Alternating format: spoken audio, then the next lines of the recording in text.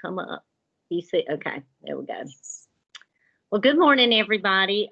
Before we get started with following the agenda, the back channels that y'all did your wonderings and connections and things to from last month, I just wanted to go over those with you to see, and I might not have all the answers. Sandy may have to jump in sometimes to help me, but I just cut and pasted them. So I'm going to start with the wonderings.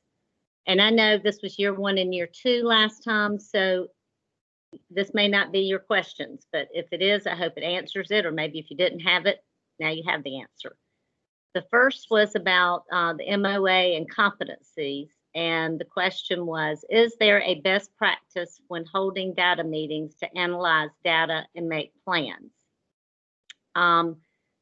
There is, on the South Carolina Department Education website, there is a whole area about MTSS. You may want to go start looking there. Last month's digital handout had the link to get to it, so you should be able to get to it. And I'm getting ready to put the link in just a minute for the digital handout for today. And before I forget about that, find somewhere and save these links, because if you have the link saved, if we add or delete things from it, you'll have it. And that way we can kind of, and just don't, please don't you add or delete unless you make a copy of it. But we don't usually update it after the fact, but if a link isn't working or something, we'll fix it. And then if you have the link instead of a hard copy, you'll have the most current information. Let me go ahead and I'm gonna put that. I did it. I put it in there. Okay, thanks. And I think that's a good place to start. If you are a tier 2 or 3 school that has a LS working with you, talk to them to ask for suggestions. If you still need help during our office hours, if you have more specific questions about that, that's a good time to talk to Sandy and myself. And we have a new team member, and it is Bettina McNeil, and she's not with us right now because she's conferencing with her child's teacher, having a parent-teacher conference. So we'll introduce you to her when she gets in here. Okay, the next one was, I saw that it was stated that coaches shouldn't have classroom jobs. Does virtual teaching count? Well, we know this is a crazy world right now. So tier 3 is really the only one that would be concerned about that. If you're tier 1 or tier 2 and you're having to do some of that, Sandy, you might want to say something, but I'm thinking it is what it is right now. So you may have to do some of those things just to help out. Yes, I've even heard of principals teaching math online one day, right? So yeah, that was one of my principals. That's right. What's a tier 1 school and how does it affect my role?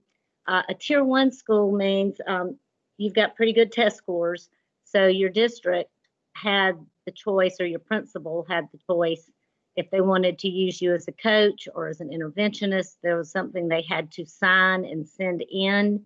So you need to talk to your admin about that to find out if they signed that waiver to make you something other than a coach. So anything else you want to say about that, Sandy? Well, just that, 60% of the children in a tier 1 school do pass the test. They meet. And so, for the most part, people did not sign the waiver, is my understanding. Last year, I think we only had 1, but I don't have a number for this year.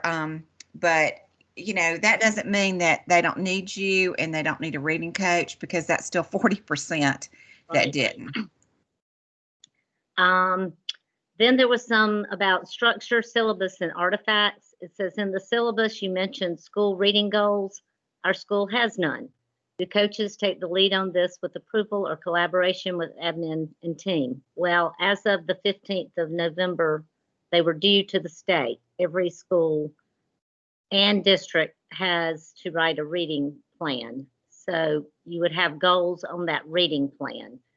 So I would ask your liaison for a copy of the district and your school's reading plan and go from there, because you should have had one. And if you don't, talk to your liaison and say, well, it was due October 15th. And so because they're going to be reviewed. I know the district's ones are going to be reviewed soon. So I bet there's one out there. You just might not know it exists. And sometimes they get done by people that maybe you wouldn't expect do them. So Yeah, and I think one help might be that the reading plan is attached to what I believe is called the school improvement plan. They've attached those together, and I bet if you look in the school improvement plan, you might find it. right. Okay, schedules. My schedule is different every day depending on the classroom that I'm going into. Is this a general schedule? Yes, it is. I'm teaching virtually every day on top of my other duties. There hasn't been a whole lot of coaching going on right now, and that's okay. You're year one.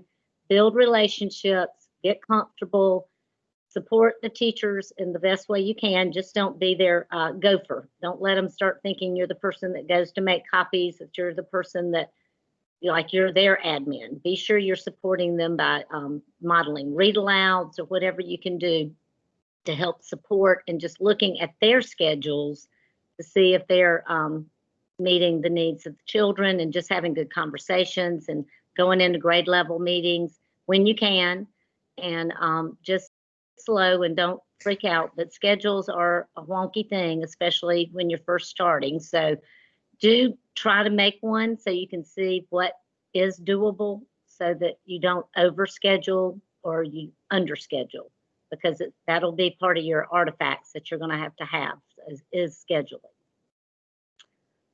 Another question was, what is the book club? We're going to talk more about that today. So I hope that will be answered after today. The data collection could come from intervention data. I bet, well, all data is important. So when you're looking at data, classroom data, intervention data, social emotional data, everything goes into looking to see how we can help support these children and move them forward. So intervention data is part of the puzzle piece. How do you work this in the schedule? Would this also be considered a coaching cycle? I'm guessing, I'm not sure how do you work what into the schedule, but make it make sense. If you're helping someone or you're having to do something, it can definitely be a coaching cycle. If you have the beginning data, you got your pre-assessment, and then you have some post-assessment so that you can measure if it made a difference what you did, and setting goals with those teachers. Just going in and modeling wouldn't be a cycle without the beginning, middle, and end to have a cycle, to have the entirety. You want to say anything about that, Sandy?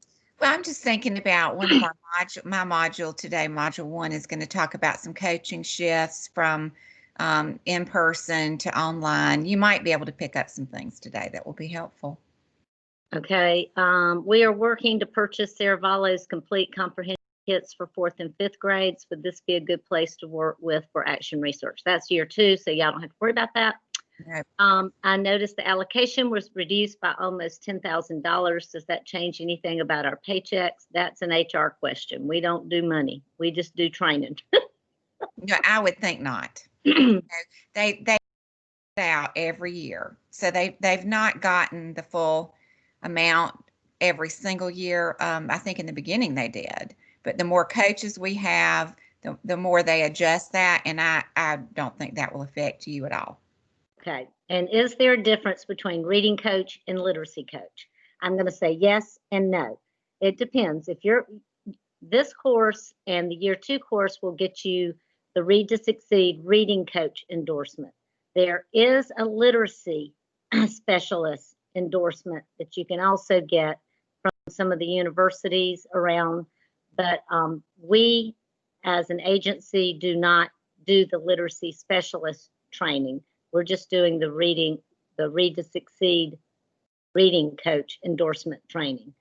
So if you're wanting literacy specialist training, you'd have to go to a higher ed to get that. I'll add there that the literacy specialist is an add-on. Doesn't mean you get more money, but it is an add-on, just like my learning disabilities is an add-on. But the what we're doing here is an endorsement. Okay. Excuse me, goodness. So now I am going to share my screen. if I can find it.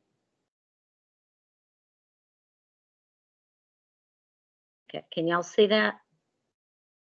Yes. Okay.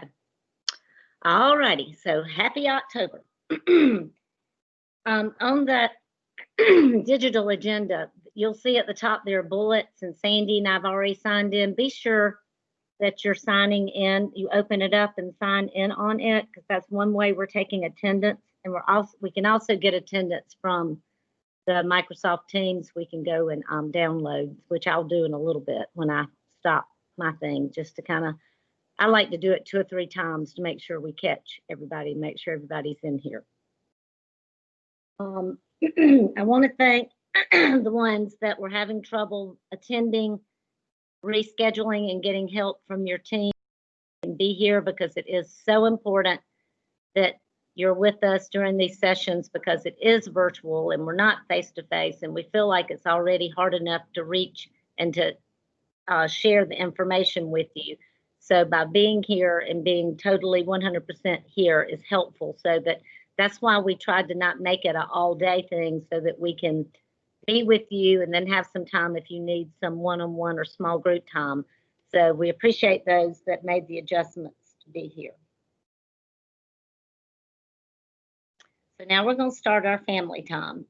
Just remember, this is a time to pause, appreciate, smile, laugh, and be together as community that cares about not only what we do as educators and coaches, but each other.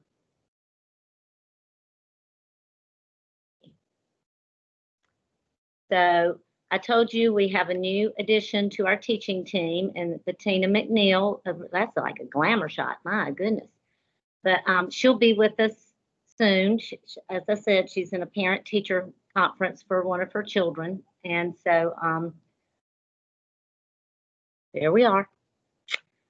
Just reminders to be present and prepared, actively participate and listen, share time when speaking, respect others' ideas, assume confidentiality, and like I said, sign in on the virtual agenda. And remember down there at the bottom that we record the sessions. If you have questions for our team during the live session, put them in the chat. If possible, please have your camera on. I'd love to see you, because this isn't as big of a group as last time, so I don't think it'll slow down things like it would last month.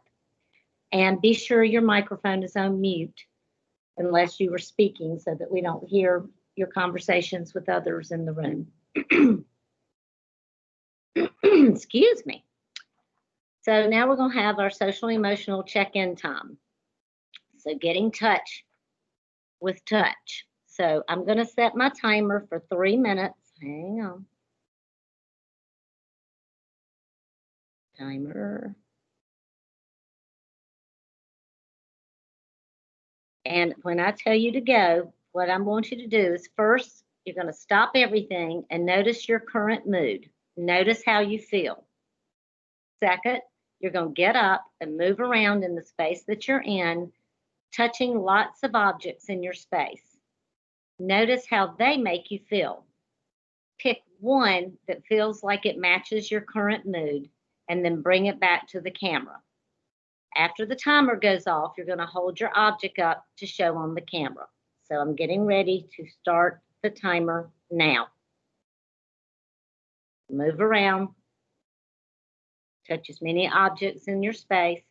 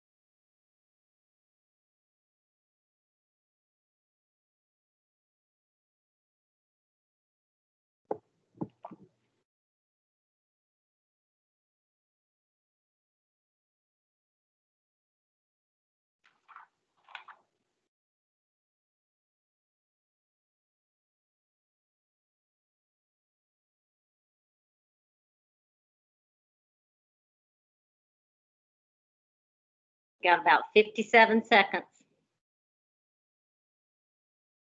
I didn't realize 3 minutes felt so long.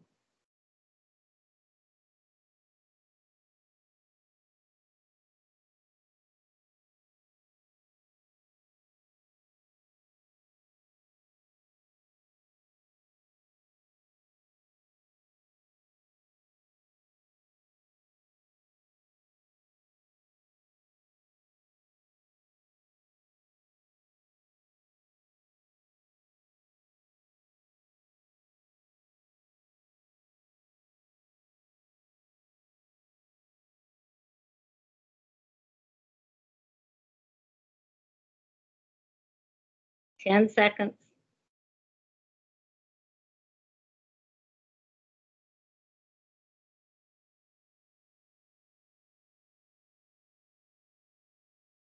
Okay, time's up. So now come back and hold up your object to show on the camera. And since I cannot see, I won't, Bettina is here with us now. So I'll introduce her to you in just a second. But if Bettina and Sandy will look at them, and if some people are brave enough, if you'll unmute and tell what your object is and how it makes you feel.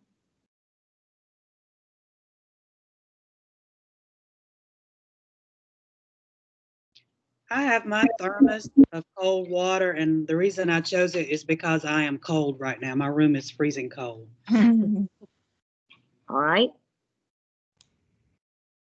I picked my shoe because I feel like I'm running all the time. So this sort of is a symbol of how I feel most of the time right now. And I feel like I'm afraid that if I stop running, I'm going to let somebody down.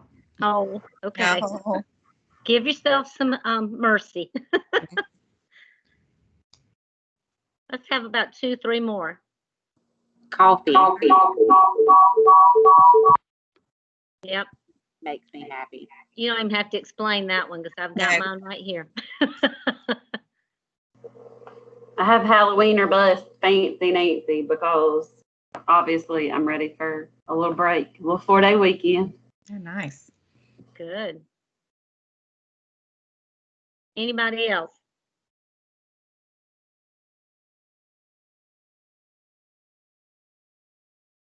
Okay, well, before we move forward, because we're getting ready to move into our read aloud, if Bettina will just mute herself and show herself and wave to everybody so you can see the live Bettina that's added to our teaching team. We are so glad she's with us. Good morning. Hey there. We're so glad to have a third person. If Yes, I could hug you through this camera, I would. She's glad to have you to buffer her between me. That's Okay, so self-awareness doesn't stop you from making mistakes. It allows you to learn from them. And self-reflection is a humbling process. It's essential to find out why you think, say, and do certain things, then better yourself. I'm going to let that simmer with you for just a moment before we move on.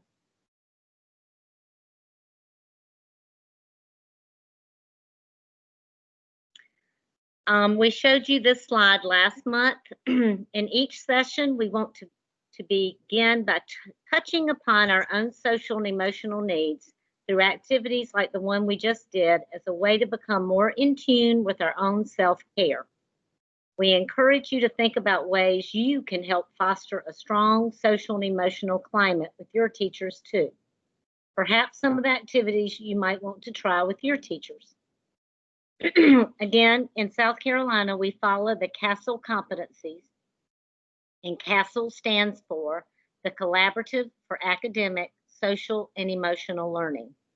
And it has outlined 5 core competencies of SEL, and you can see it outlined in this graphic: self-management, self-awareness, responsible decision-making, relationship skills, and social awareness. If you haven't visited the website, you might want to. It's really got some good ideas. And one of the things when we had a webinar with someone about this. They said this is not something else that teachers have to do. This is something that should be embedded throughout the day, throughout the school climate and culture, so that it's just an expectation that these things are happening so that children and teachers have the most conducive environment for learning and teaching. So now, before I do the read aloud, I want you to look at the purpose for listening. If you have a phone, you might want to take a picture of it, but I will come back to it after the read aloud. But in a minute, I'm going to have to escape because the sound won't work otherwise. But before looking at the front, and you may know the book, that's okay. Looking at the cover and the title of this book, what questions and or predictions do you have? So take a few minutes to jot those down in your journal.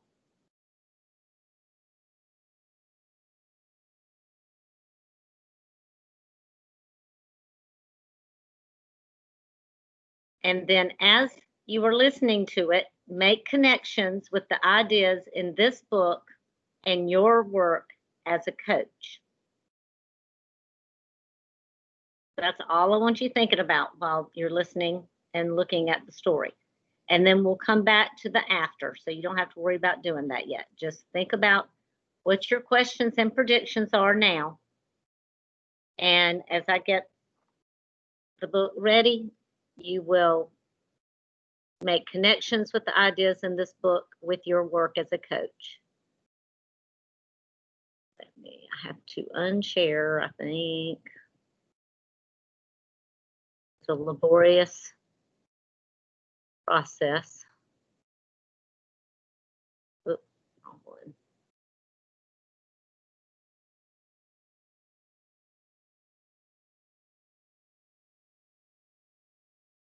Okay, now I got to go back and share.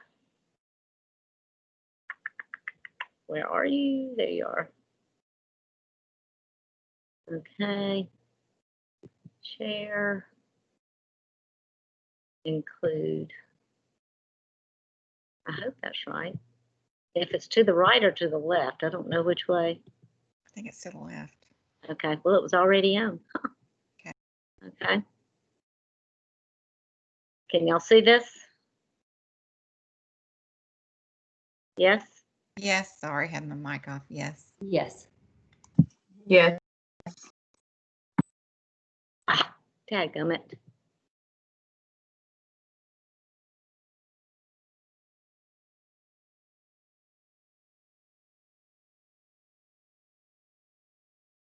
Can't hear anything. You can't hear anything? No. I don't hear anything. Well, let me unshare. Maybe I had to do it the other way on that thing. Sorry, people. This is a It's okay. learning process. We'll get good at this by the end of the year. Okay, let's see if that works. Was it to the right? It was to the left, if you can hear it. Written by Grace Can you Byers. hear it? Yes. Okay. Pictures by Katora A. Bobo. Like the sun, I'm here to shine. Like the voice, I'm here to sing. Like the bird, I'm here to fly and soar high over everything. Like the trees, I'm here to grow. Like the mountains, here to stand. Like time, I'm here to be and be everything I can. Like the champ, I'm here to fight. Like the heart, I'm here to love. Like a ladder, here to climb, and like the air, to rise above. Like the wind, I'm here to push. Like a rope, I'm here to pull. Like the rain, I'm here to pour and drip and fall until I'm full. Like the moon, I'm here to dream. Like the student, here to learn. Like the water, here to swell. And like the fire, here to burn. Like the winner, I'm here to win. And if I don't, get up again. I know that I may sometimes cry, but even then, I'm here to try. I'm not meant to be like you, and you're not meant to be like me. Sometimes we will get along, and sometimes we will disagree. I know that we don't look the same. Our skin, our eyes, our hair, our frame. But that does not dictate our worth. We both have places here on earth. And in the end, we are right here to live a life of love, not fear. To help each other when it's tough, to say together, I am enough.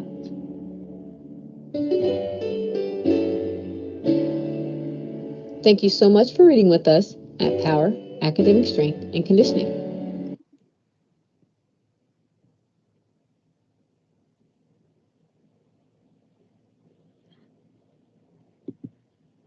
So now I'm trying to find the PowerPoint. Can y'all still hear me? Yes. Can you see the PowerPoint? Yes. Okay. So you can continue to make connections with the ideas in this book with your work as a coach, jotting those down in your journal.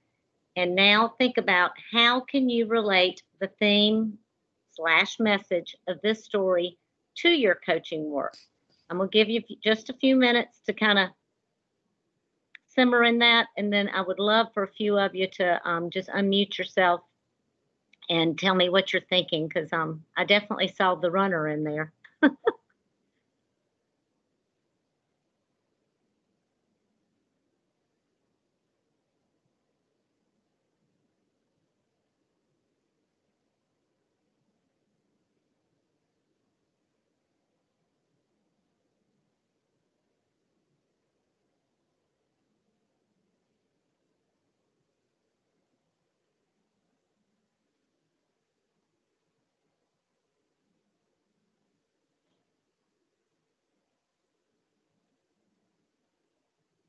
Does anyone want to share what they see as how it relates to the story in your coaching work?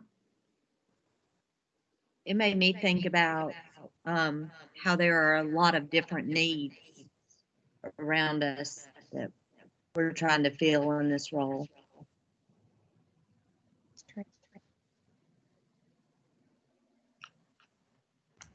And that we have a lot of different responsibilities as a coach, and that we're enough if we're trying our best and we're fighting the good fight, and that's enough, and we have to be okay with that. And it may not be enough in other people's expectations, but if we're doing all that we can do, that's all we can do, and that's enough.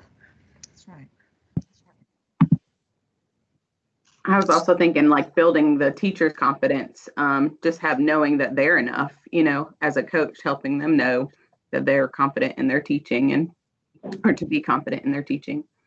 Yes. The page about I'm not meant to be like you, you're not meant to be like me resonated with me, that there's no template for how to be a coach, a teacher, a wife, a mom, whatever it may be. There's not a template, that there's room for flexibility and each person looking different from another in their role. Yes.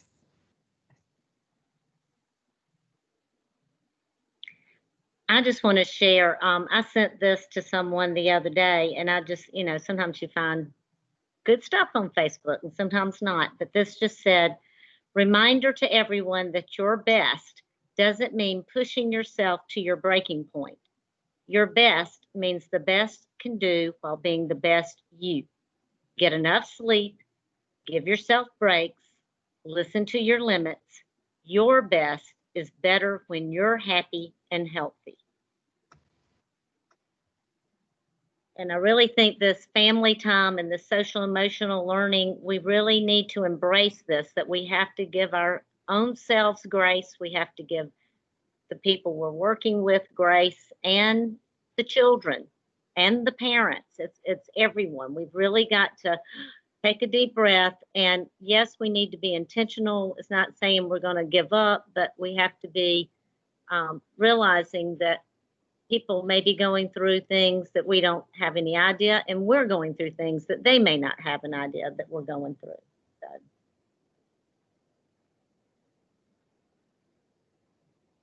I'm going to. I'm just reading the chat. Stephanie, you mean the PowerPoint? Is that what you're asking for? Or the read aloud. I've got the link to the read aloud. I can put in there. All right. I'll do that when I get finished with this part because it'll be easier to do it then.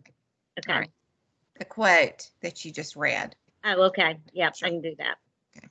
So now, thinking about celebrations. What's something that you can celebrate? Take a moment to think about, since we've been together last, it could be that, yay, you stuck to your schedule for half a day. It could be one teacher smiled at me this week. Whatever those celebrations are, just take a moment to think about it. And if someone wants to share out, if not, it just feels good to say it to yourself. But if you've got a celebration you'd like to share, this is the time to do it. Since I'm teaching virtual, I feel like teachers don't think they can come to me. But in the last 2 weeks, teachers have interrupted my virtual instruction to ask me questions or just come by my room. And oh, it makes my heart so very happy. Yay! That is a celebration. Oh, here's a good one. Had a great SEL session with a boy who lost his mom in March. We bonded over the book Corduroy. Third grader. So good. Yes. Another one says teachers are welcoming me into the classroom to teach and support students. And that's a total win, right? Most definitely. Okay. So we talked a bit about the Clearness Committee process last month. And it's when an individual meets with 3 or 4 other friends in a spirit of listening and loving concern. The Clearness Committee's job is to help the focus person discover whether there is clarity to move forward with the matter, wait, or take another action. Clearness committees can be used informally as a way of testing for clarity around personal decisions or transitions. Deep listening to the questions and concerns brought to the committee. Careful, gentle, open-ended questions from the Clearness Committee members, and then reflecting back what has been heard. So we're not going to do this right now because of time, but sharing a concern and allowing a group to guide you to a place of clarity is what a Clearness Committee is. And I believe as we work together and get to know each other, we'll feel safer to do this. And right now, since we're recording, I don't think that is something that we should record. Do you agree, Sandy and Bettina? Yep. Yes. So just wanted to remind you of this process, and there will be more spoken about the Clearness Committee. So as we talk more about it and you feel more comfortable understanding the process, that's when we'll dig into it as a group here. And I'll just make this suggestion. If you have an issue and you would like for Jennifer and I a Clearness Committee with you, we will be happy to do that during our office hours. Yes, yes. And we will not tape it. Okay. So the final slide of the family time is both professional and personal. Just to remind you a little bit about Wish Well ritual from the conscious discipline. Wishing well is a way to instantly calm ourselves and offer love and caring to others. It is a way for children and adults to help others when there's no physically tangible way to offer their help. So to wish well, this is just, you're not doing it out loud, and you don't have to literally put your hands over your heart, but if it makes you feel better, you can. Put your hands over your heart, take a deep breath, pause and picture something precious in your mind, then breathe out while opening your arms and sending those precious, loving thoughts out to the person you are wishing well. So we're just going to give you a few moments to do that, to get that positive vibe.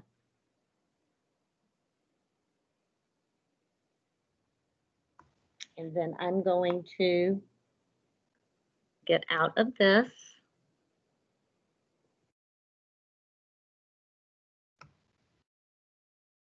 And I will have to type that thing into the chat that someone wanted. And I think Sandy will be starting up, but I'm getting ready to put in the chat that quote I read.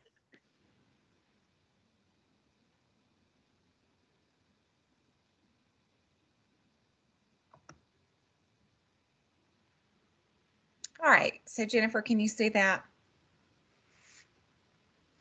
Yes, ma'am. Okay, all right, and Bettina, and if you don't mind too, with Jennifer, just if there's anything that pops up during the chat, if you'll just let me know since I can't see it. Okay. All right, good morning, everybody. We're going to start Module 1. I hope you have a lot of fun with this today. So the learning targets, I can recognize and appreciate similarities and differences between generational cohorts, and we're going to play a game with that.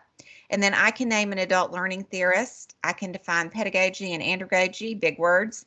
I can describe the similarities and differences between those. And I can describe Malcolm Knowles' 6 assumptions of adult learning and apply those assumptions to my work. Now, what is in red is that we will be looking at that in the future, but we're going to play the game, and that, I think that'll make sense to you. We are using Standard 6 of the Professional Learning and Leadership Reading Coach standards. All right, so we're going to play a game, and you are going to divide into generational groups, and that's where we're going to use these. We hope we're going to use these oh shoot, what are they? Teams, groups to do this. Breakout rooms. Thank you. We couldn't think of it at the moment. All right, so you're going to think about, when were you in elementary school? So think around 8 years old, 9 years old. And if you were in elementary school in the 60s, 70s, 80s, or 90s, and I don't know all of your ages, so I'm just hoping that that will cover everybody. But you're going to get together for about 15 minutes, and you're going to quickly decide what is the book that you all read, the TV show that you all watched, a movie you loved, a big world event, some kind of tech innovation, some slang word or phrase, and then you are going to perform just a snippet of your song. And this is just, it's a lot of fun, I promise you. Now, how you're going to get there is, if you will look in your important links, it says generational game sign up. And if you click on that, it's going to take you to your sheet that has the link to your room according to your generational group. And when you're in the group, you'll also refer back to your page, because I've listed these same things, because you're going to have to actually, you're not going to permanently leave this room, but the way Teams works, if you go to the sheet and click on the room that's 60s, 70s, 80s, 90s, and you go with your group, it should allow you to pause where we are now, join the second team meeting that you're going to be in, and then when you're done, you will, in 15 minutes, and we'll pop in, but kind of, when I start this, kind of look at your watch, and if we're worried about you, we'll come get you. 15 minutes, we want to come back to the big room, you should be able to resume. Which, do you ladies want to add anything to those instructions? When you click on the link, it will ask you, just like it did when you opened up to get into the link for this big meeting, it'll say, do you want to go on it'll ask you for choices. You just pick the same way you got into this one. So it may say a web app, if that's how you used it. Whatever, you'll see like 3 choices. You just click the way that when you opened up this meeting today, it'll be the same way. Okay, so we really need to be back in here by 9:30. So go ahead now and click, go out to the document and start joining your groups.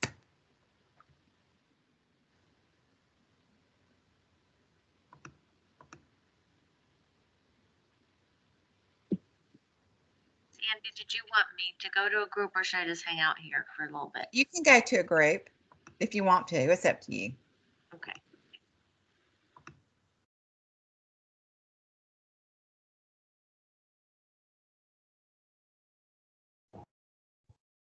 Okay, Jennifer and Bettina, I think that if you will help me, we will pop in those groups and see if they have any questions in a minute.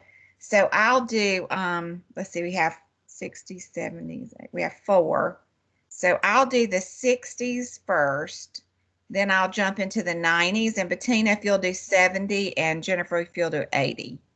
Okay. Because I want to see how many are in there. Okay. Okay, the document is in the links of the digital handout under module 1. What is 80s? What team is it? Room C. Okay, thank you. Okay, I'm going to put the digital link again because we had it earlier. It should probably still be there. All right. Oh no, it's off. Okay, Microsoft. I wonder if they're guests and they're not able to join. Well, I'm not able to join either. Oh, so these are our breakout rooms, Jennifer. Why would that be? Hey, Would they ladies, what yeah. I found was that because they're guests or out of the network, you actually have to go in and start it. Then you can leave, but you have to start it first. Right. And you can't be in more than 3, I think. All right, so we'll do the same thing. I'll go in the 60s and the 90s. Okay, let me do that.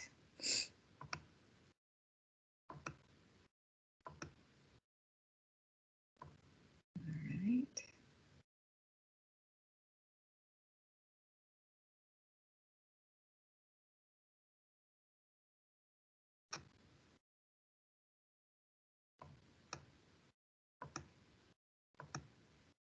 Did it work? I didn't see anybody in the 80s. I'm not able to join. It says can't find that team. All right, hold on. If you'll type in there, we have to let them in, I think. Okay. We have to let you in. Okay, I'm gonna go back.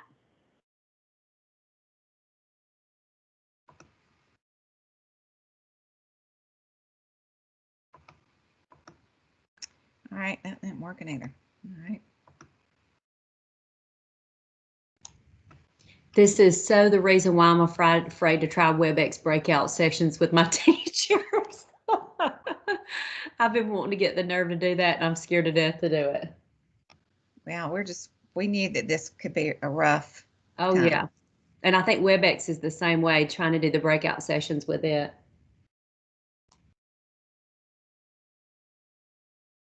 Jennifer, were you able to get in there?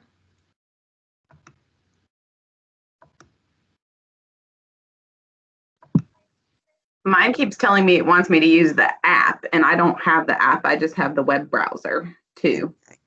All right. Link. I'm gonna see if it goes in there. Okay, I'm not getting in there. you're not. Did you click on the meet button when you get in there? When you go to it, it takes you, and then there's a meet. Okay, I got you. Right.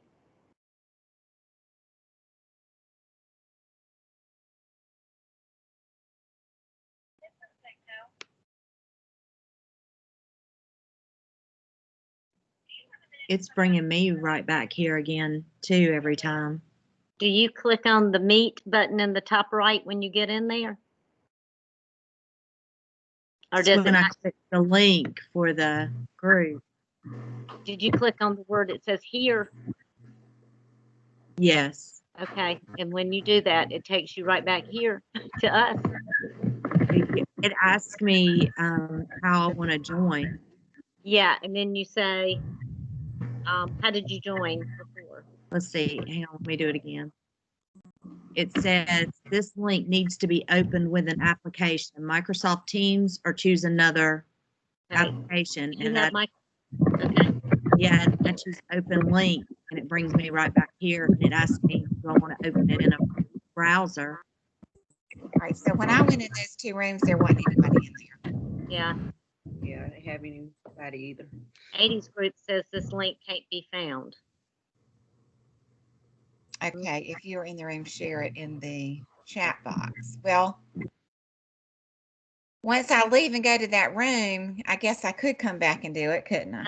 Yeah, that's what I tried to do, but when I went to the link and clicked it, it was just the digital handout. Well, Audrey, do you have any advice? She may be in one of those rooms waiting. She probably is. Okay, let me do this again.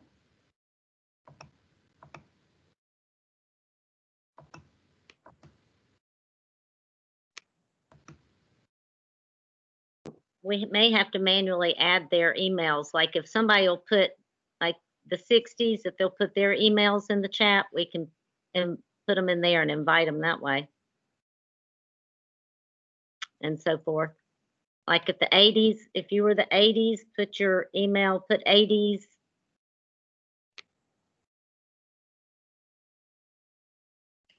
And then I can invite you to it.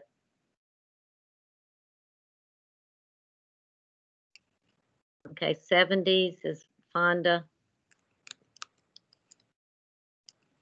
Like if you'll put your email in the chat too, it'll make it easier than us trying to, like 80s, this is what I get. All right, that won't work.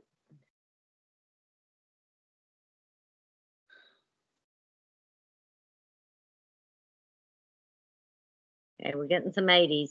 Let's see.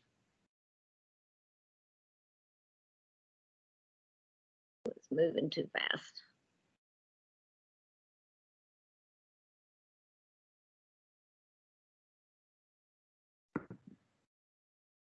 Okay, Lindsay, I'm gonna try you just to see if that works before I do a whole bunch of others. And we'll go in here.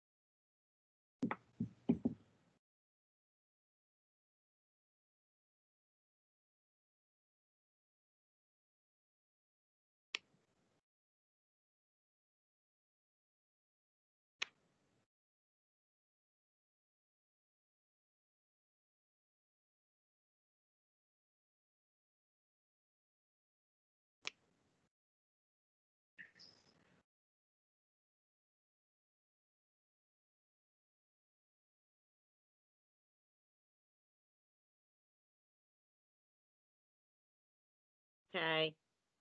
This is the 80s link. Let's see if you can get in that way.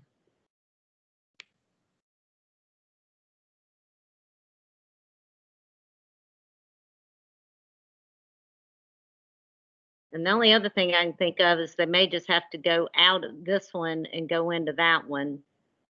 Like, I don't know, copy and paste this link and then leave this one and then go to that one. It shouldn't be that way though.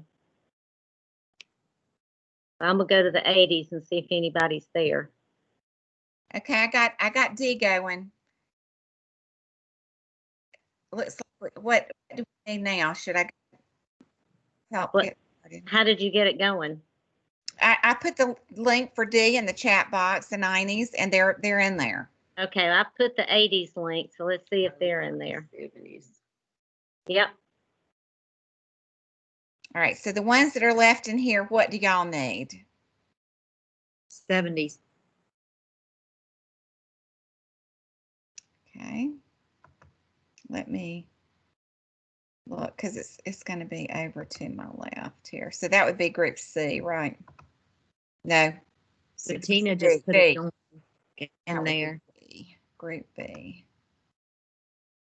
Neat.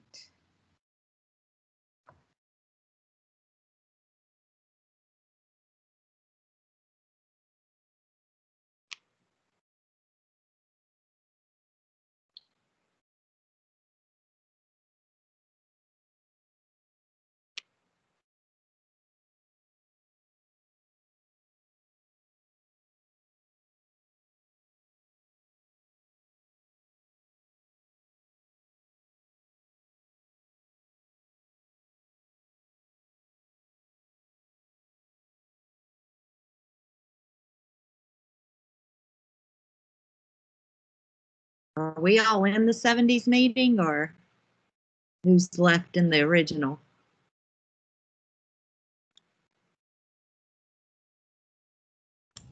I'm 70s.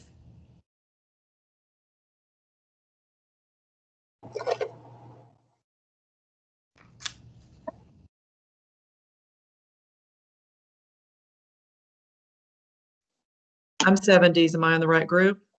Yes. Yeah, Oh, I'm yeah. 70s too. Okay, thank you.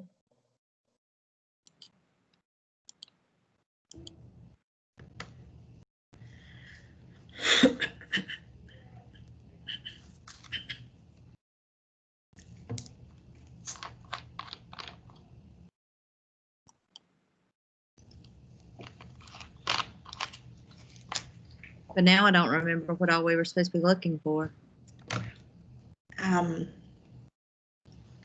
It was book, TV show, movie, world event, tech innovation, slang word or phrase, and a song, and we're to perform a snippet.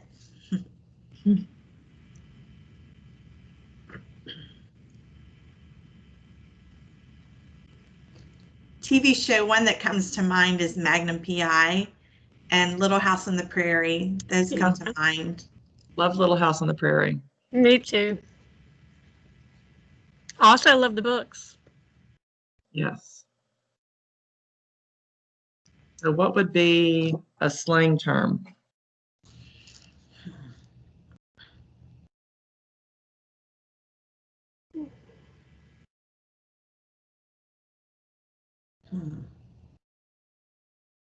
It was elementary school, right? I feel like I can't think back that far. Everything I'm thinking of the 80s, and that was more high school.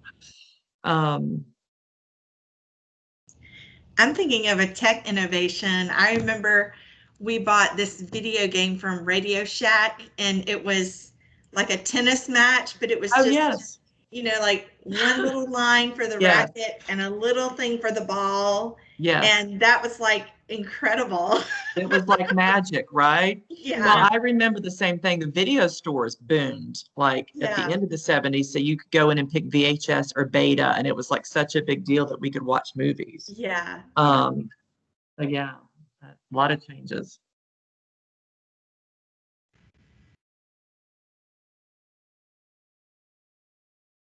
Growing up with no For, phones like was for nice. music, and for music, I remember Prince and Michael Jackson were real big Yeah. when I was growing up. Like Thriller and stuff. That was So I hear you saying you're going to do the snippet of the dance portion for us or whatever we're talking about. You can do the Thriller dance and represent all of us from the 70s. that was some close listening you were doing. I'm just teasing. For book, I know a lot of people read Are You There, God? It's Me, Margaret. 100%, yes. That was kind of popular back then. Also controversial at my school. We weren't allowed. Yes, that was like contraband if you had that book at my private. Sneak that one.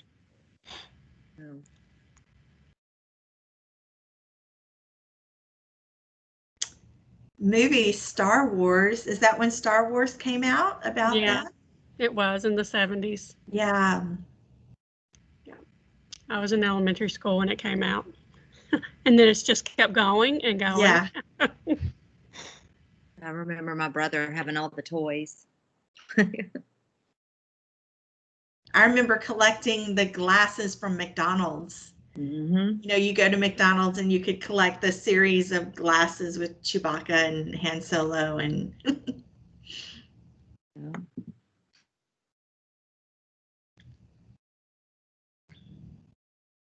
I was trying to Google.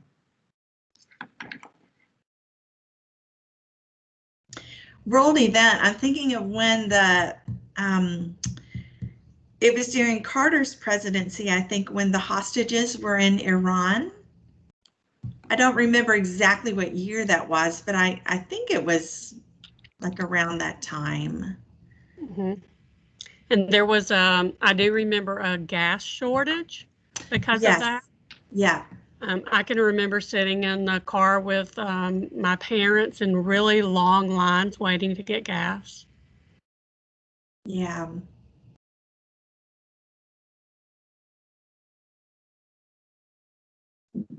Another movie was Grease. Yeah.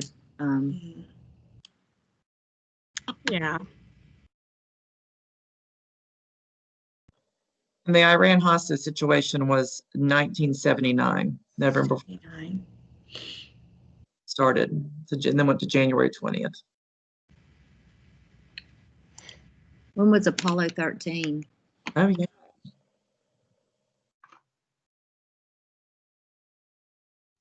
I don't remember.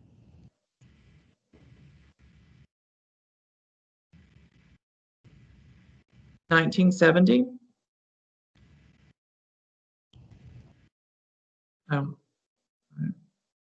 The Beatles broke up in 1970. Big news. Yeah, April 11th, 1970, Apollo 13.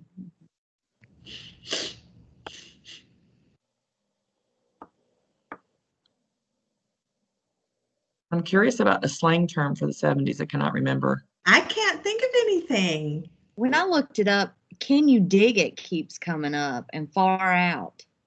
I don't think I ever used either one of those. I can't remember using that either.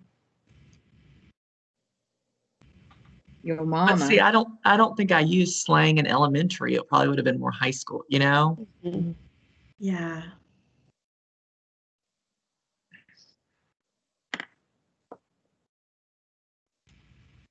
When I looked at like, you know, using that at the beginning of every sentence, like. That's like. true. That would probably be.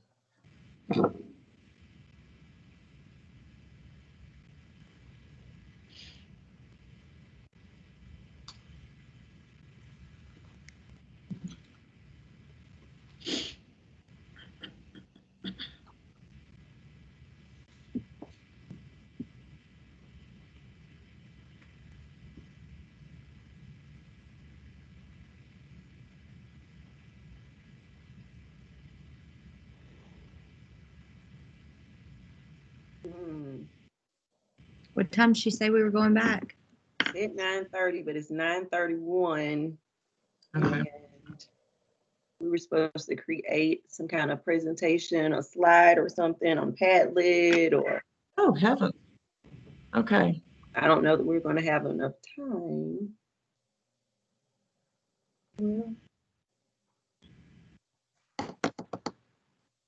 So do we have everything we're going to share out about? So we have the movie Star Wars. We have a song. We have Michael Jackson. The Beatles broke up. The Iran hostage crisis. What else do we have? We have the book. The Dear book. God Love is Heart. Me, Margaret. The Yes. TV show, the world event. For the tech innovation, maybe I didn't write it down, but I did hear someone talk about the glasses and the toys from McDonald's. And then video games was the era of video games. The started video games. at the very beginning. Yeah. I guess what she was saying, the little lines with the ball pinging back and forth was amazing. Yeah, loved it. So, Yeah. is there anyone who's really tech savvy that could throw this on a slide? Not me. How would we share it? Is she just gonna give us permission? She could. Let's see. Oh. Okay, well, I'm back, and we got the 70s done. Wait a minute, Sandy. You did the 70s? Oh no, were you in the We're in 70s? the 70s, yeah. Oh, that's hilarious. Well, we'll join in with you. Okay. Do we need to create something on a slide to No, share? we're gonna share because we don't have time. Okay, so we're just gonna share out. The 80s. Okay, Fonda, they said they were in the 70s, so we're just gonna add to it, okay? Well, Sandra, Sandy, Corey Blanton, she said she kept trying to get in with hers and couldn't, and so it looks like is she back in here? I can't tell, but I asked her what generation, but she'll just have to join in with whatever. I'll go tell those others to come back, Okay, the 80s.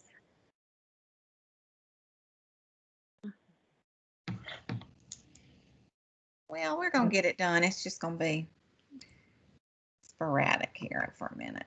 All right, let's see. I think we might all be back.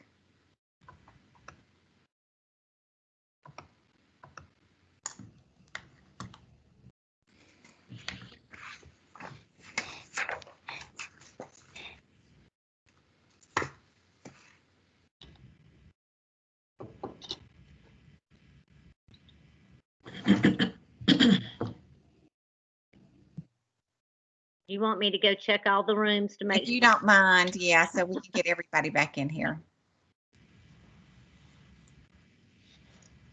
We'll give just a couple of minutes and then we'll get started.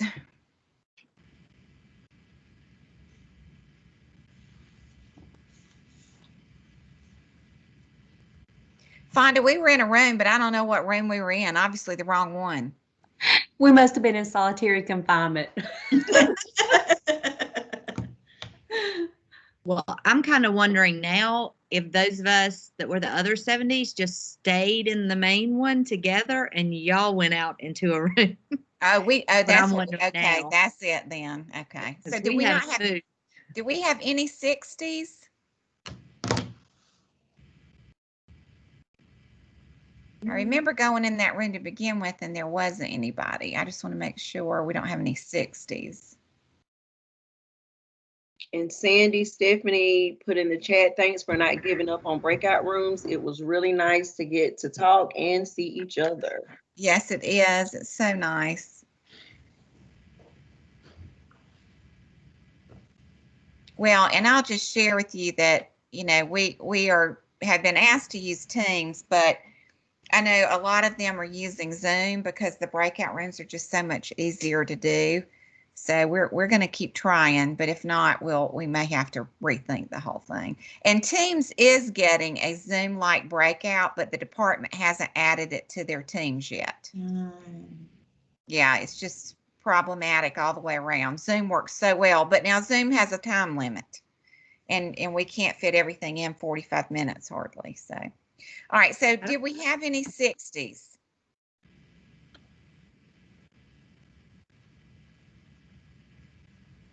Okay, so we'll just go on to the 70s, and who's going to, Fonda will join in with you, but to share what we did, but who's going to be your spokesperson? Oh, you all had some great ideas. I didn't write them down. All right, let's go. Let's start with the 70s. Let's start with your book. Well, I jotted them down. Go ahead. What was the book? Thank God, Margaret. Dear God, it's me, Margaret. Okay. Right. Yeah. Fonda, what was yours? Mine was Charlotte's Web. I just remember that being a read aloud at school and how emotional I got when I found I was going to die.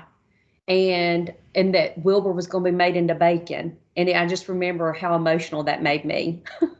Okay. TV show? We Little put Beverly House on the Hillbillies. Prairie.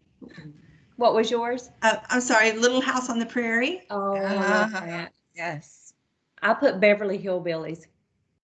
Yeah. I love that. We were singing the song, or I was. Okay, the movie? We Willy said, Wonka. we said Star Wars. Yeah. Yep. Okay. And it was so high tech too. Star Wars, it was like the first, like you really felt like it was high tech. Okay, your world event?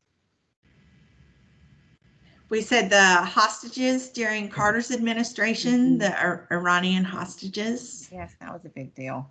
We talked about Apollo 13. Okay, tech innovation?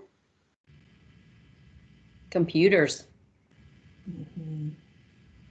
And starting to have to do DOS, where that little green blip, bleep, bleep, you had to type everything in and almost like program it yourself. We also talked about the start of video games, like just the basic ones with the lines and the dot. It was so exciting. Like Pong? Yes.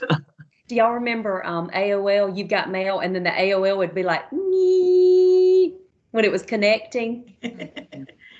Yeah. Okay, And slang word or phrase? Using the word like to start every sentence. Oh.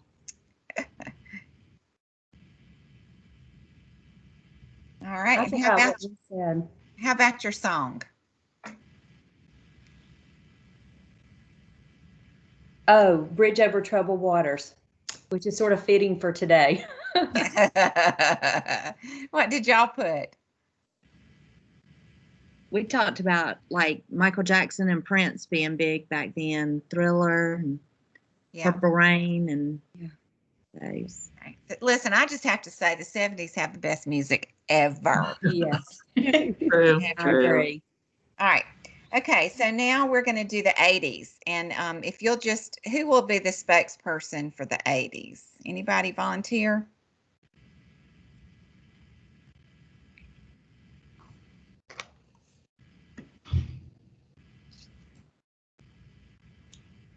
Okay, I'll do it. Thanks. You're welcome. So are we going to go down the list for 80s of things that were popular in the 80s? Well, it would be the group that was in the 80s. Oh, okay, because I was in like, I that don't know. group. I Oh, can tell you what we talked about. Okay. All right. So what was your book? Babysitter Club, the series. Yeah. I still remember a lot of Beverly Cleary books as well. Okay, good. And TV show? Facts of Life, Different Strokes. Those were good. Cosby Show. How about your movie? We said Beetlejuice and E.T. Oh, I love E.T. Yes. Oh, yeah. And world event? The Challenger exploding. Oh, yeah. Christy McCullough, the first teacher to go into space, and the Berlin Wall coming down. Wow. That's a huge one, yes. Tech innovation. We also said computers and video games. Atari, Nintendo. Okay, and now they seem so old, don't they? Your slang phrase or word? We said saying gnarly, dude, word, gag me with a spoon. So I think there's all those Valley Girl phrases. I think. Okay, they are, yes. And how about your song? I love that gag me with the spoon. We said New Kids on the Block, Hanging Tough, and then we did a search and realized that Michael Jackson's Thriller album was released in 1982. Okay. And from beginning to end, every song on it is it's awesome. Perfect. Yes. That's right. Okay. Very good. Okay, so you can tell we're moving up the generational ladder. All right. So lastly would be the 90s. So do we have a volunteer?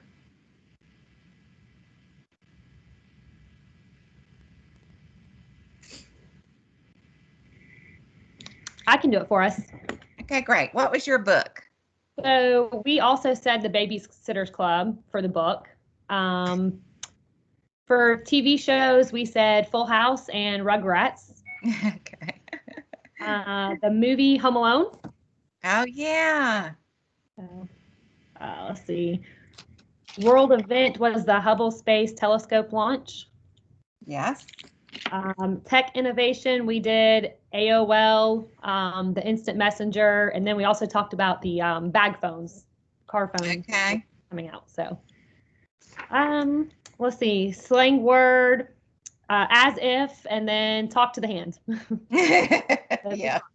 And then songs were anything by NSYNC and Backstreet Boys. Yes. Okay. And I just love every decade. I don't know. There's so many wonderful things in each one. We All like right. music the best. We talked about that. Yeah.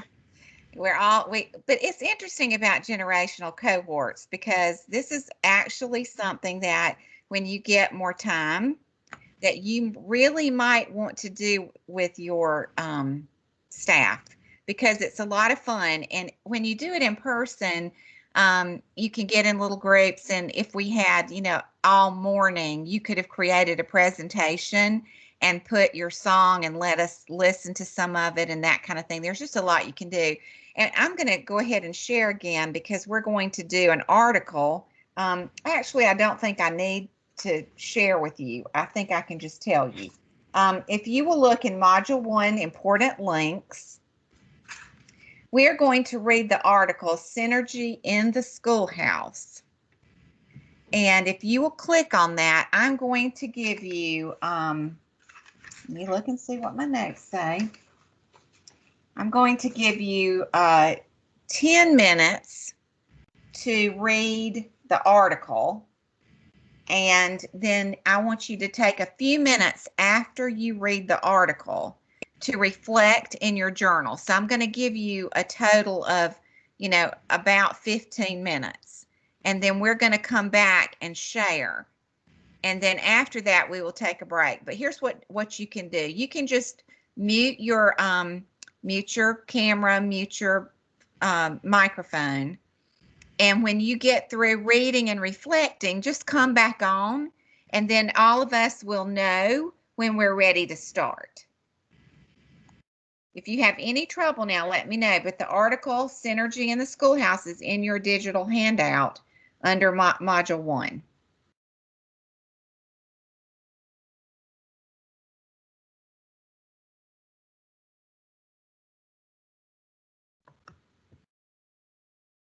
And I just wanted to say to Corey, bless your heart, she tried to get in and she was bouncing all around out in cyberspace and she finally made it back to us. And y'all just know this is our first time with Breakout. So bear with us because we're going to have to do another one later this afternoon.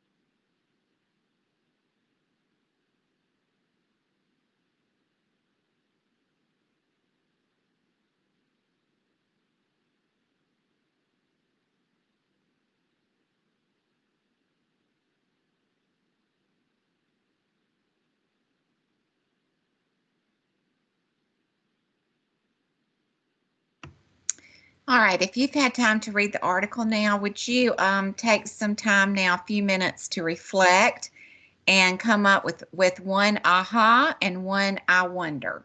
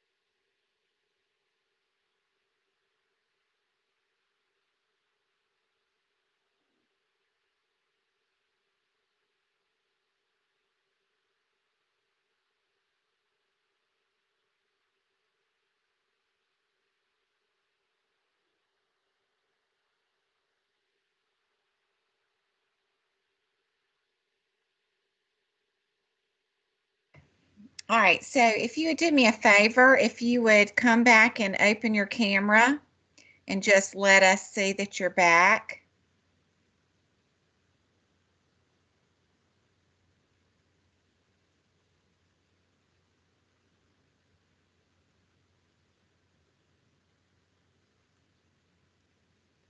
Okay, thank you. So here's what we're going to do. We're going to let you put in the chat room, and I've got my friends monitoring that for me, but an aha or an I wonder.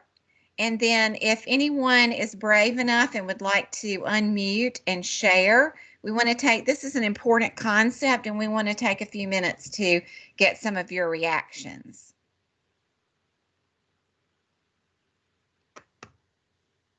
All right, one aha is it was very interesting to see the characteristics of each generation and to think about how those fit with the people I work with.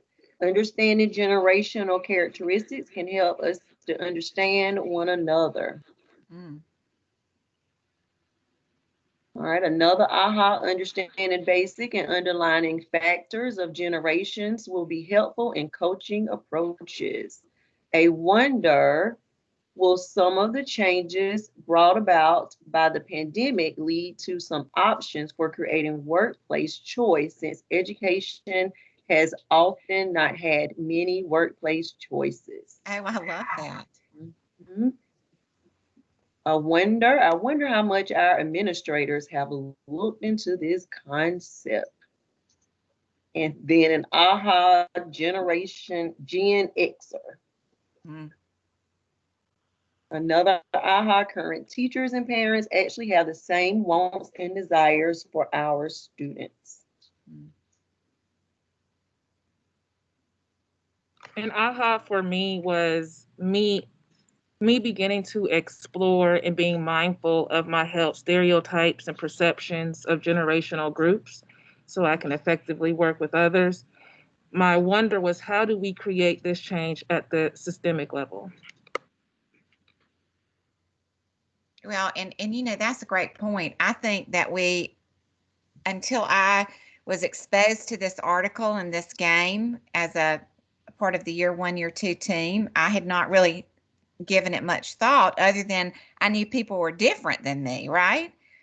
And so I think that's why we're encouraging you as coaches to do this once you feel comfortable, to do this with your teams to help people understand how to work together.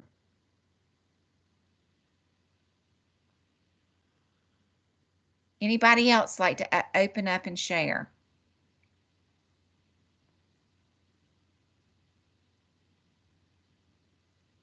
So Sandy, thinking about what you just said, talking about working together as a team, Robin put on here, and Robin, I may pronounce this wrong, Mandarin.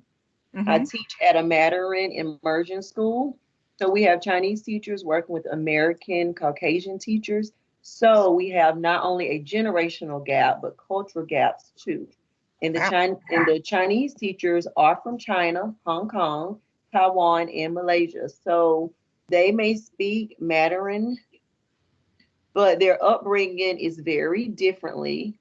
It's very different, particularly students growing up in communist China. Wow.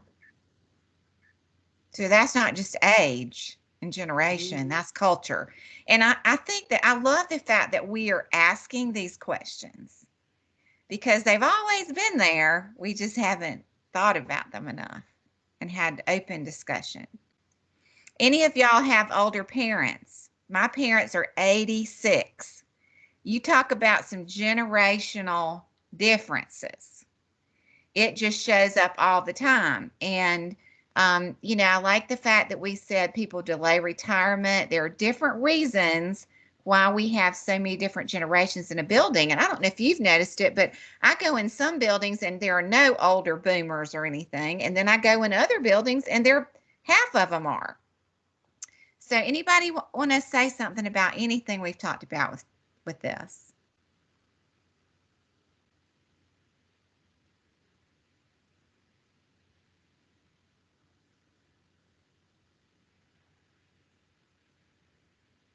All right, I want to be sure I give you enough wait time, but this is just a fascinating thing to me. And so what we're going to do now is, I know on your schedule it says there's a break, but because we had so much trouble with our rooms, we're going to keep going. I'm going to give you a break at the end of my session before we start the next one, a short break, but we're just going to have to keep going. All right. Okay, here's your read aloud. All right, if you have your book with you, you can turn to page 55. I'm going to go ahead and read our section. Understanding adult learning is essential to effective coaching. Many of the ways in which adults and children learn are similar, but there are also some critical ways in which we learn differently.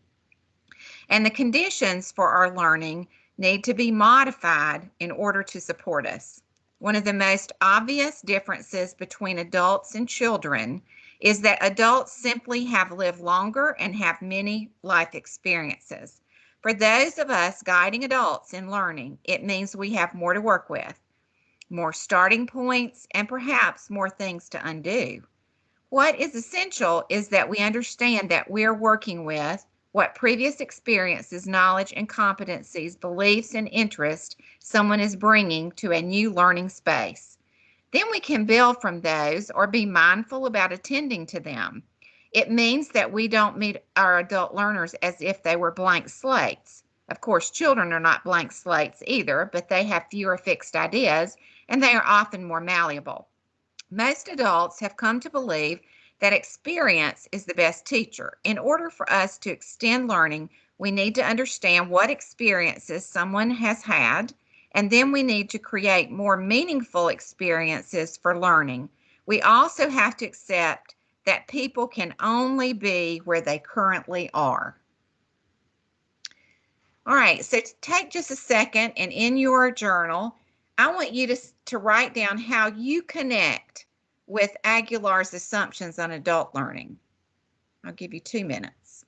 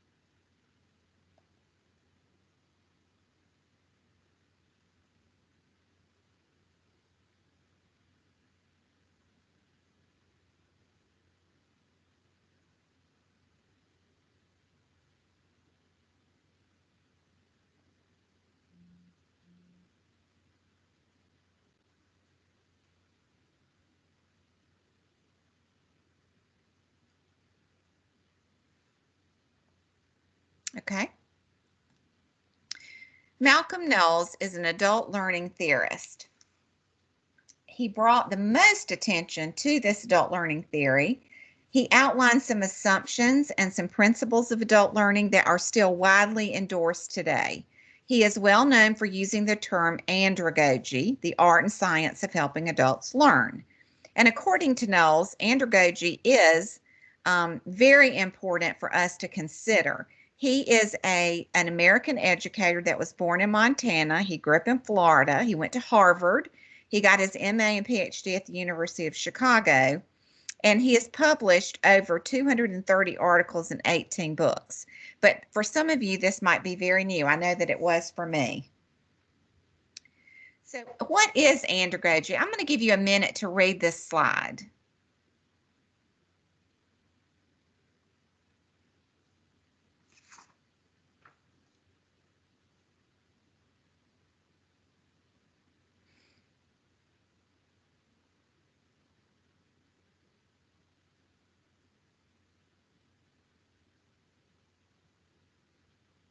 All right, so as you move into the world of coaching, we have to really pay attention to how we work with adults. So here are his 6 assumptions, and we're going to dig a little deeper into those. But there's the need to know. Adults need to know why they are learning something. There's orientation. Adults like to learn about things they have problems with. Adults typically want to get better and gain mastery. There's motivation. Adults are motivated by internal factors. The biggest is autonomy and voice. There's self-concept. Adults like to be in charge of their own learning. Adults want to be involved in the decisions and planning of their learning, and they want responsibility in their learning and choices. Experience. Adults need to experience the learning, be actively involved, which could include learning from their mistakes. And readiness. Adults are most interested in learning the things that are relevant to their lives. All right, we're going to watch a video. I have included in your digital handout a link to this, and I know that if you're not right by a printer, you can't print it out, but I think that you can get the idea that as we watch the video, we want to look at the 6 assumptions and how will they work in your school, how will they work with your staff, and just some notice and some wonders, because you can take this handout and you can change it for your own benefit. So this is a tool that you can use later if you need to. All right, I'm going to have to grab this link. And if my friends will let me know if you can hear it when it pops up. Oops.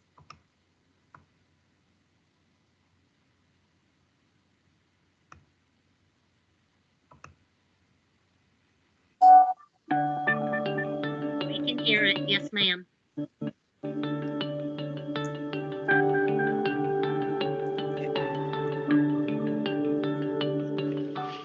Andragogy refers to methods and techniques for teaching adults. Literally, the term means leader of men and compares to pedagogy, which means leader of children. The term was first used in the 1830s by a German educator, Alexander Kapp, and was picked up by another German, Rosenstock, in 1921, who used it to refer to the special requirements of adult education. It was first introduced to English speakers in 1926 by Eduard Lindemann, who emphasized education in life and through experience, continuing throughout adulthood. He can be considered an early proponent of lifelong learning. However, the term was popularized when it was adopted by Malcolm Knowles in the latter part of the 20th century to describe his theory of adult learning. Knowles proposed 6 assumptions about adult learners, which determine how teaching of adults should proceed. In the literature, you will find reference to 4, 5, and 6 assumptions. This is because 2 were added later as his theory developed. His assumptions are, firstly, the need to know. Adults need to know why they are learning something, what the benefits are of knowing it, and what they risk by not learning it. evidence suggests that when adults know how learning will happen, what learning will occur, and why it is important, they will respond more positively to learning experiences.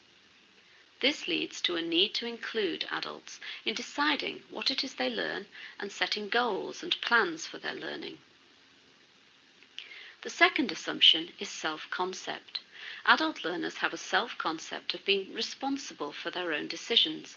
They are naturally self-directed in their lives and in their thinking, which may lead to self-management of learning. This has two elements. Firstly, taking ownership of learning in terms of making decisions about what and how to learn, and secondly, self-direction, which includes self-management, motivation, and monitoring. Self-concept is likely to be context-dependent. That is, it will vary between different learning situations. The third assumption is experience. Adult learners have experience, and that experience is more diverse than is the case with children. Learning can therefore draw on this experience much more fully.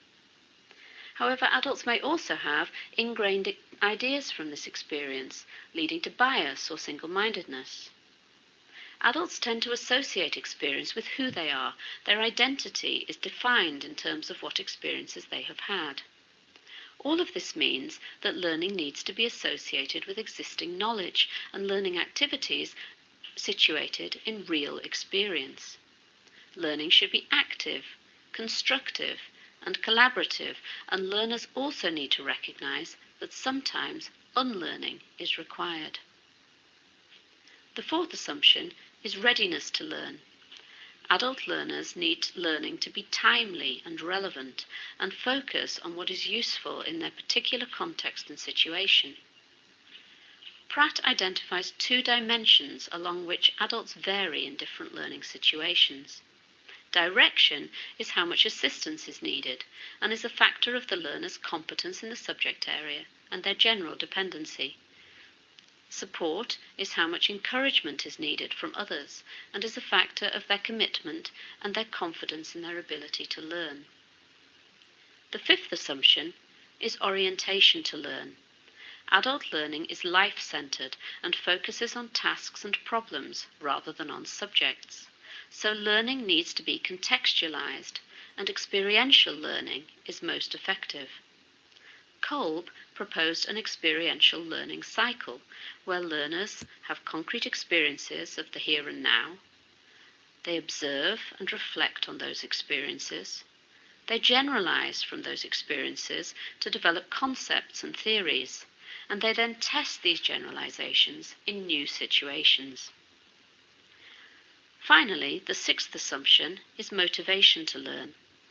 This may be extrinsic, for example, through rewards and grades, but in adults it is more likely to be intrinsic, for example, self-satisfaction, enjoyment, having choice and control over what is learned, and value, feeling that what is learned is worthwhile.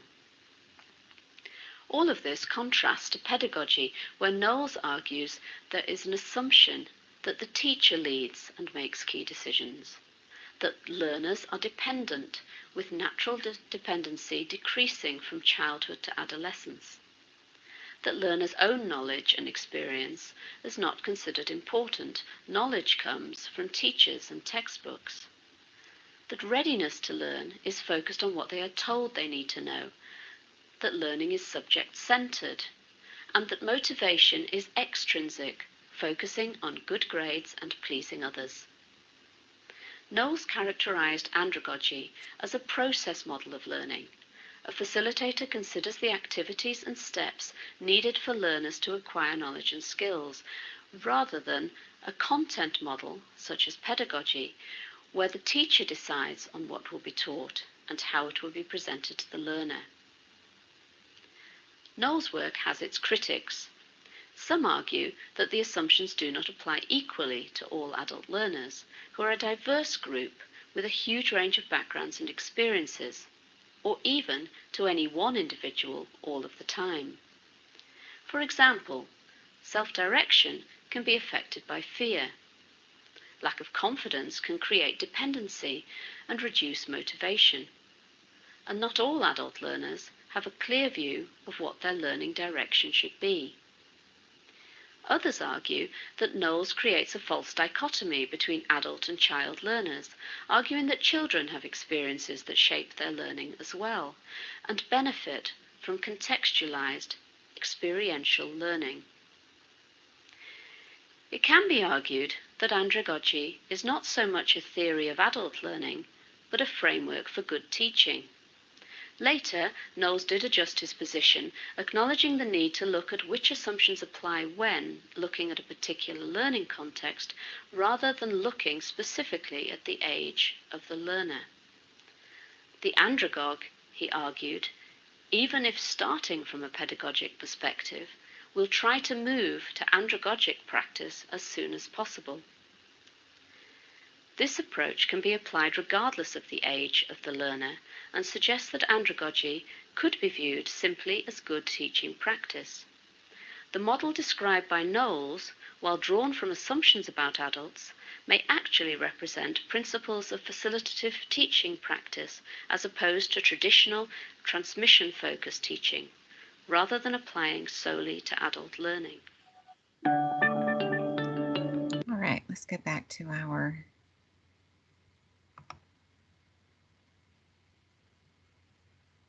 PowerPoint. All right, so in your digital handout, there is a back channel. And what we're going to do is, the time is now 10:20, and we're going to take sort of a fill in the back channel / break until 10:30. And so you're going to click on the back channel, and you should be able to add what you notice, wonder, what connections and reactions you have to adult learning. So think about what, since you're a first year coach, think about all the learning you've had as a teacher before this experience and how you were experiencing learning, and then what you have now as a coach, what you're thinking. And I'm going to go back to the assumptions so that you can see them again. And in your back channel, you will add your thinking, and then you can take a short break. So we'll be back here at 10:30. And just be sure you've signed in, because I'm making groups for a breakout session later in the other module. And so if you have not signed in, I need your name in there so I can put you in a break, because there seems to be maybe 2 or 3 names missing. Thank you. Sandy? Yes. Can you check the back channel link? Someone said that it isn't working. Oh, no. All right, let me go to our October back channel. Oh, is it not? Oh, Yeah, they're saying they can't get in. Yeah, well, it's not lowering it down. Okay, let me go there. I can get that. Hold on. We'll take a little bit longer break since we're. Go take your break, and she'll get it ready, and they'll be ready when you get back. Don't know why that link is not working.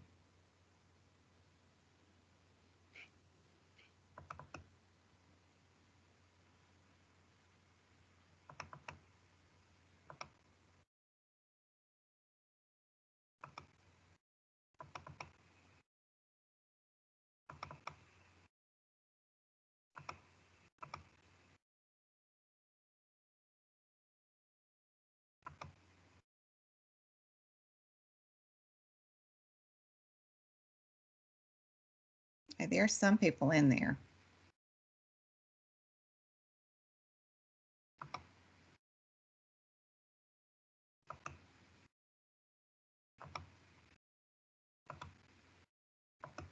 We have more emails for year 1 than we have signed in, so I don't know what that's all about, but I'm not going to worry about it right now. We'll double check later.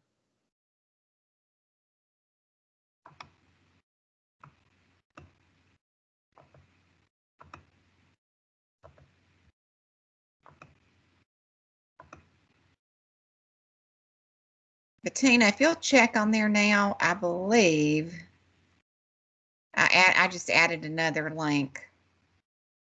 Okay, let me check it. Let me close out. Sometimes closing out helps.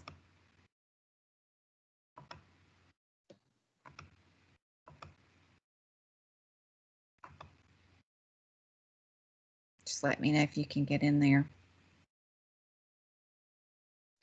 Yes, ma'am, I'm in. All right, so that should have fixed it. I think I was having trouble when it wouldn't click, like it wouldn't let me see it. So, and I did see some people in there, so. Thank you. Okay, I'm going to go ahead and share again.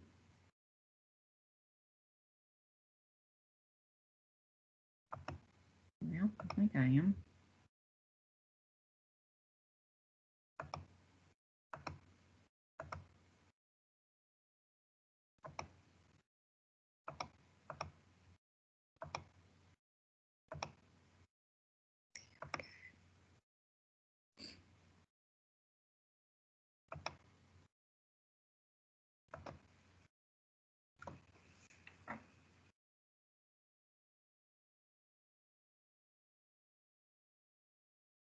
And Bettina, if you'll monitor that back chat channel for me.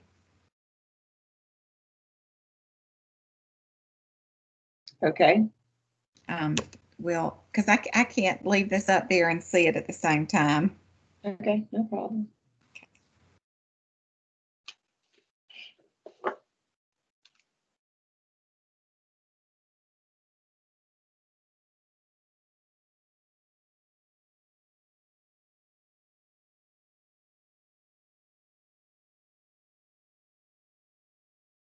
Okay, I think I'm going to do this and let y'all see. The actual notes, I think, are better than the picture, so that should be good.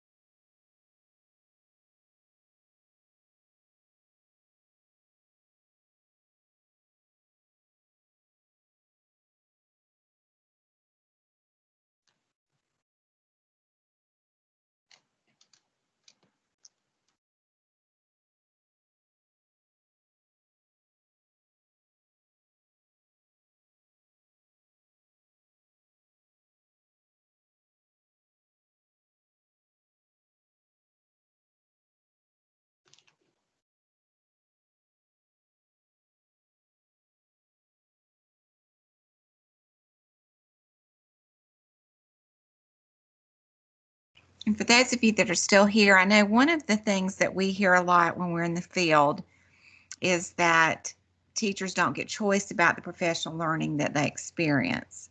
And so if you have some idea of something that you participated in that worked, you could put that in the connections. You could put that anywhere on there. We would love to hear how maybe your district has done something that we could all benefit from.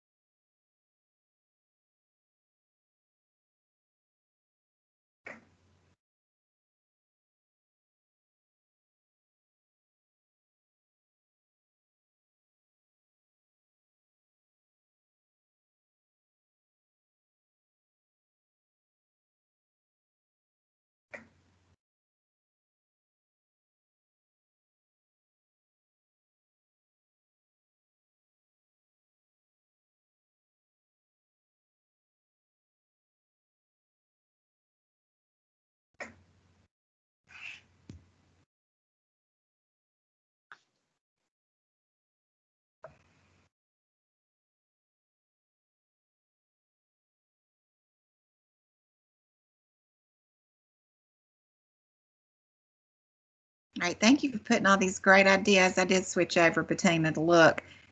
You do run into problems, y'all, trying to type over. You have to kind of take turns.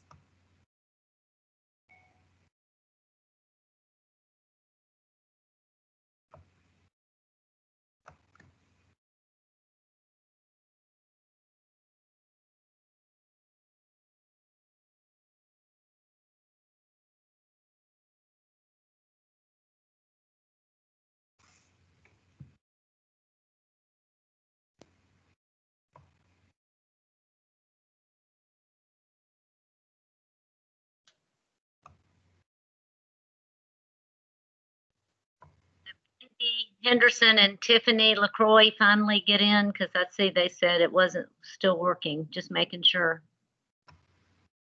All right, should be working. Now, if you're in a school building, sometimes you can get nannied out. Okay, Wendy said she did get in. Okay. All right, so we're going to kind of wrap some of this up, but you please continue to work on that. And when we start next time, if we see anything in there, we'll be sure to speak it out. But I'm going to go quickly over there and just highlight a couple of the ones that I thought were great. Well, they're all good, but I love this one on the first section about noticing that respect is such a key factor to planning professional development. We need to be respectful of the time we're taking and ensure that it has value. And I think the value is going to be placed back on that adult learner. And so if there's some choice involved, then we really are respecting them.